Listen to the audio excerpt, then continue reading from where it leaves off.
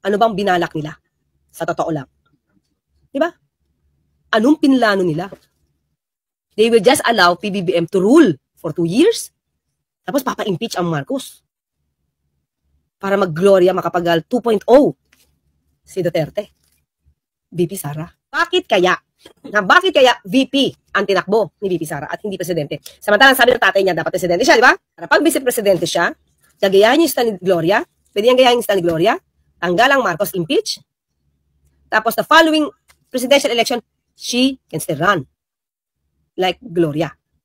Siya dapat ang impeach. Alam mo ba? Matagal na palang balak ni VP Sara na palisin si Pangulong Marcos. Naay mo file.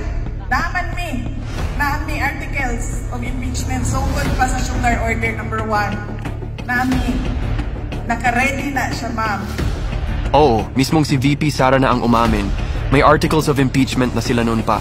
Noong 2023, tinawagan pa daw niya ang mga congressman para tanggalin si Speaker Martin at palitan ni Gloria Arroyo. Bakit? Para daw madaling ma-impeach si BBM at siya ang papalit. Ngayon sa wakas ay inamin na niyang matagal na nilang gustong ipa-impeach si PBBM.